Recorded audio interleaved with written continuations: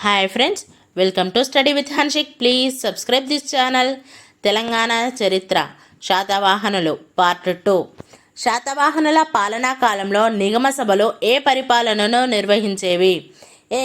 గ్రామాలు, బి. నగరాలు, C. ప్రాదేశికాలు, D. మత విషయాలు. Answer B. నగరాలు. వివరణ: శాతవాహనులు రాజ్యాన్ని 3 విభాగాలుగా విభజించారు. 1. రాజకంకేట ప్రాంతం, 2. సామంతుల ప్రాంతాలు, 3. సరిహద్దు ప్రాంతాలు. రాజకంకేట అంటే రాజు ప్రత్యక్ష పాలనలో ఉన్న ప్రాంతం.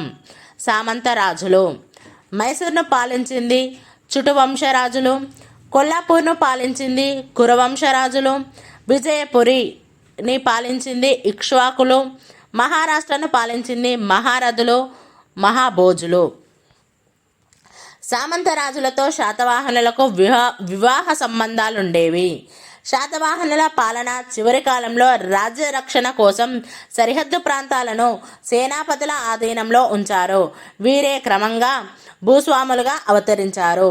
శాతవాహనులు తమ రాజ్యాన్ని కొన్ని ఆహారాలుగా విభజించారు. ఆహార పాలకులను అమాత్యులు అనేవారు. కొన్ని ఆహారాలు: సోపానహార, గోవర్ధనహార, మామాలహార, శాతవాహనిహార. నగరాలను నిగమాలు అనేవారు. వీటి పాలకా సంస్థలను నిగమ సభలు అనేవారు. బట్టిప్రోలు శాసనంలో ఇలాంటి నిగమ సభ ప్రస్తావన ఉంది. బట్టిప్రోలు శాసనంను వేయించినది కుబేరుడు. క్రీస్తుపూర్వం 3వ శతాబ్దిలో బట్టిప్రోలు పాలకుడిగా ఉన్నది కుబేరుడు. కుల పెద్దలు నిగమ సభలో సభ్యులుగా ఉండేవారు. కుల పెద్దలను గహపతులు అనేవారు. నగరాలు వాణిజ్య కేంద్రాలు కాబట్టి నిగమ సభలు కూడా వాణిజ్య సంఘాలు. ఆహారం తర్వాత పాలనా విభాగం గ్రామం. గ్రామం పాలనా బాధ్యతను చూసే అధికారిని గ్రామిక లేదా గుమిక లేదా గుల్మిక అనేవారు. హీరహడగల్లి శాసనంలో గత సప్తశతిలో గుమికుల ప్రస్తావన ఉంది.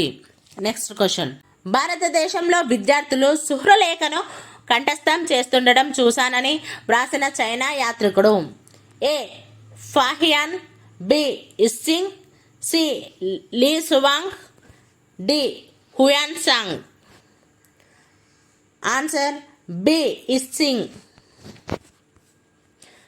వివరణ: శాతవాహన రాజు యజ్ఞశ్రీ శాతకర్ణికి రాసిన సుహృలేఖ అనే లేఖా సముదాయాన్ని చిన్నపిల్లలు కూడా కంఠస్థం చేసేవారని క్రీస్తు శకం 700 ప్రాంతంలో భారతదేశాన్ని సందర్శించిన ఇస్సింగ్ అనే చైనా యాత్రికుడు తెలిపాడు. ఆచార్య నాగార్జునుడు సంస్కృతంలో రచించిన ముఖ్యమైన గ్రంథాలు: సుహృలేఖ, యజ్ఞశ్రీ శాతకర్ణి, ఆచార్య నాగార్జునుడి మధ్య బౌద్ధమత అంశాలపై జరిగిన ఉత్తర ప్రత్యుత్తరాల సారాంశం సుహృలేఖ. రత్నావళి: ఆచార్య నాగార్జునుడు తన రత్నావళి అనే గ్రంథంలో రాజపరికత అనే అధ్యాయంలో మొదటిసారి శ్రేయోరాజ్య భావనను పేర్కొన్నాడు మరియు పరిపాలనా విశేషాలను వివరించాడు.